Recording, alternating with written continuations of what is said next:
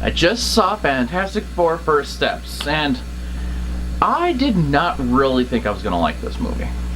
It seems like it's going to start at the exact same point that most of these reboots do, which is origin story.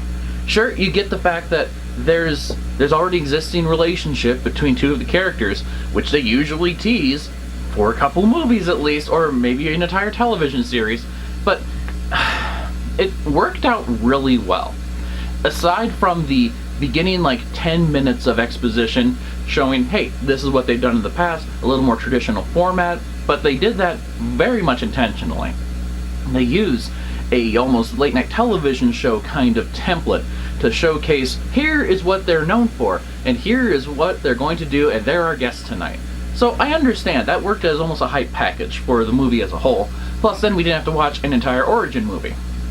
I think Superman is showing the way, because both of these movies came out this year, and neither one of them spent a whole lot of time saying, oh, this is your origin movie. It's like, oh, here's the origins, very quickly stated. So I like that new trend, I hope it keeps going. But then when it came to the movie itself, the Fantastic Four are a family, through and through. In this one, it's even the brother-in-law line is thrown around. Because Johnny Storm, always been, in some, iterations, brother-in-law to Reed Richards. Reed Richards, as played by Pedro Pascal, not over the top. Probably one of the best portrayals I've seen of him, actually. He's an intellectual who thinks first and feels second. But that feeling second actually is one of his detriments, and he acknowledges that. It's something that is a core part of his character he needs to work on. Sue, very much a driving force in this film. Oh my goodness, Sue Storm has needed to be this strong a character for years. I mean, I know she is, but the portrayal of her has not been such in a lot of different things that I've seen for the Fantastic Four. But they literally started out this movie with an expectant mother plot. And this expectant mother plot, core to the story. And this mother does not actually get sidelined for the entire time or said, hey, there's dangerous things happening, you can't be a part of this. Sue Storm is central to everything that happens. She's even the means by which they defeat the bad guy by the end. I mean, her herself is oh my goodness, it's beautiful. Sarah, who was watching this film with me, she said, I love how they show her turning things invisible is effortless to her. Whereas in other media, they've said, oh, well, she's trying to turn herself invisible, no problem. Trying to turn something she's touching invisible, it's like, that's a big stretch. She's got to sit there and think and concentrate to make stuff translucent. Yeah, that always showed kind of a weakness of character. This Sue, the only time she struggles with that is during labor. Which, I mean, everything's a struggle when you're trying to do it during labor. But I love how they seamlessly made this feel like a real family. Aside from the exposition at the front, the dynamics and chemistry between everybody is just super clear. From the start, you know exactly who Johnny Storm is to Ben, and Ben is just, I mean, he's not part of the furniture in this one. He's kind of the outsider, he's just the friend of Richard in a lot of these, but Richards, sorry, I don't know why I called Reed Richards Richard, that's really wrong. But Ben, he's on the social outside with most of the rest of the world, but mostly by his own choice. There is an opportunity in this one for him to take on a potential love interest, or at the very least a friend outside of, his immediate family that he's been adopted into. And if you go to New York and you film a movie, you set your movie in New York, Natasha's gonna be there. It's a fact of life now. She's in this one. She only gets 3 scenes, but I like every part that she's in.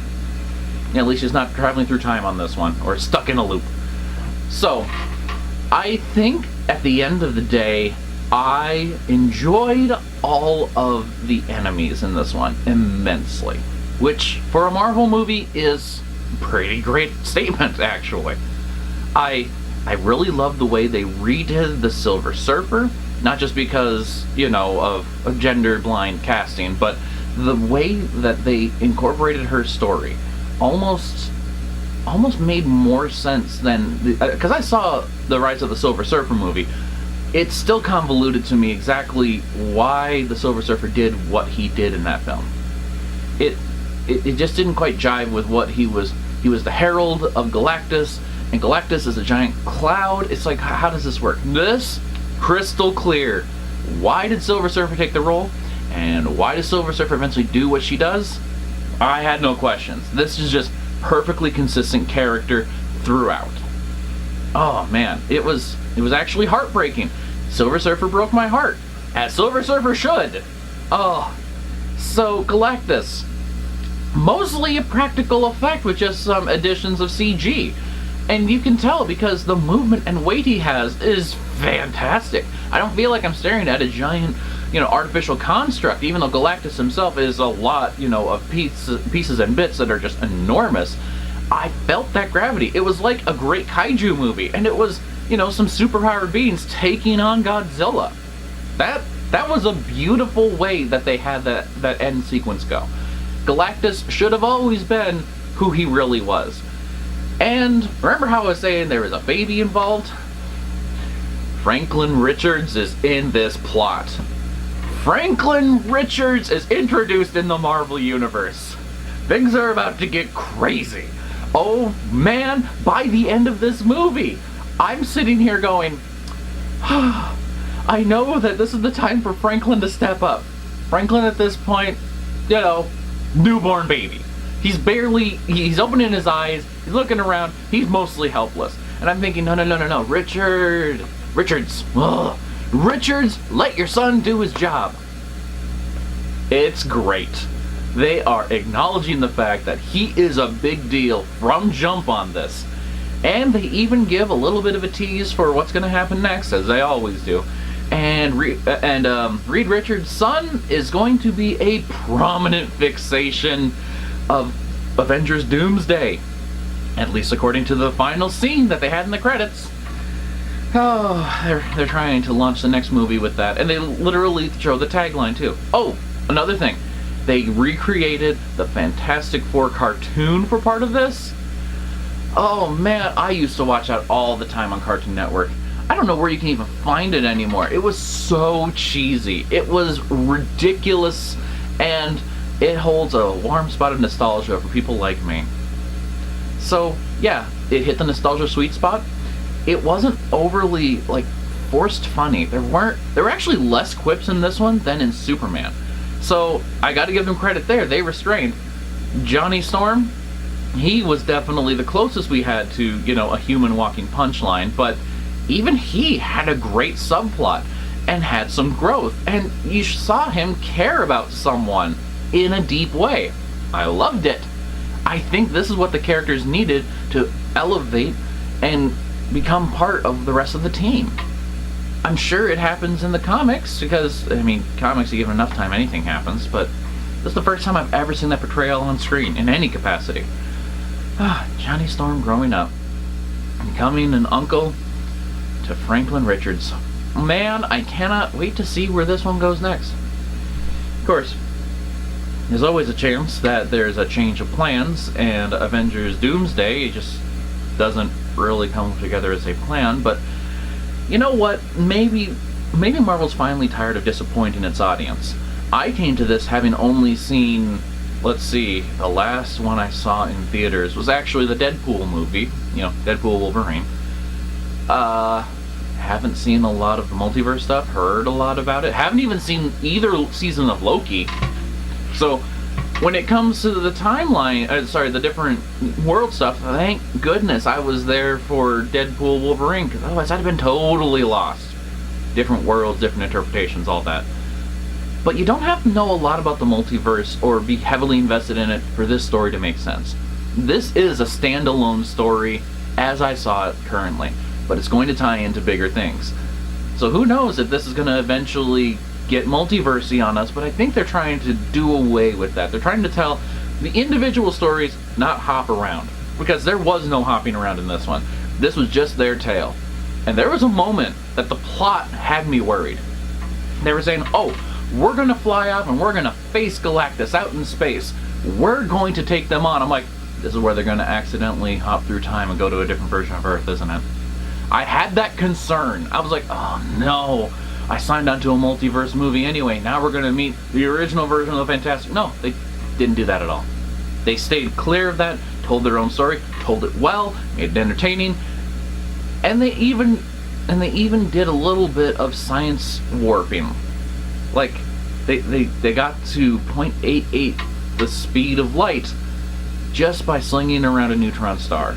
And that, I mean, as somebody who enjoyed the heck out of Star Trek IV: The Voyage Home, soft spot right there in my heart for that.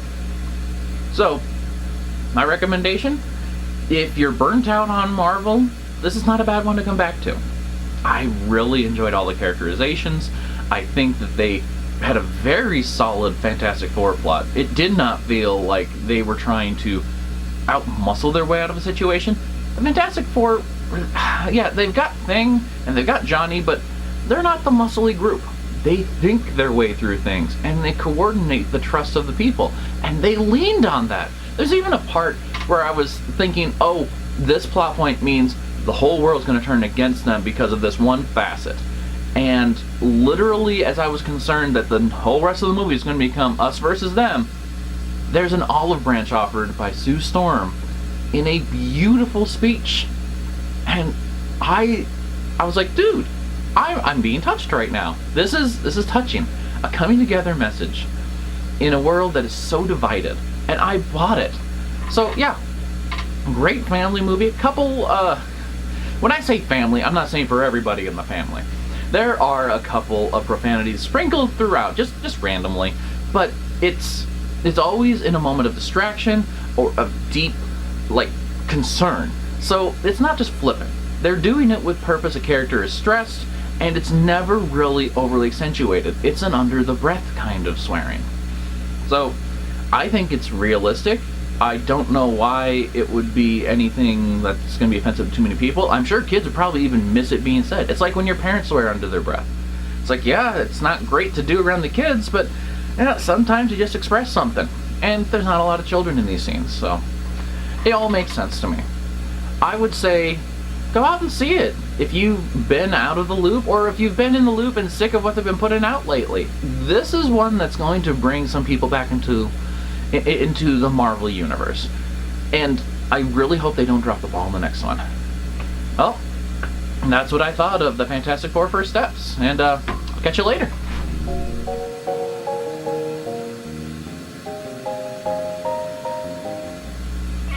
Who's a Stark? Who's a Stark? Who's a Stark who doesn't like the camera? Never has, never will.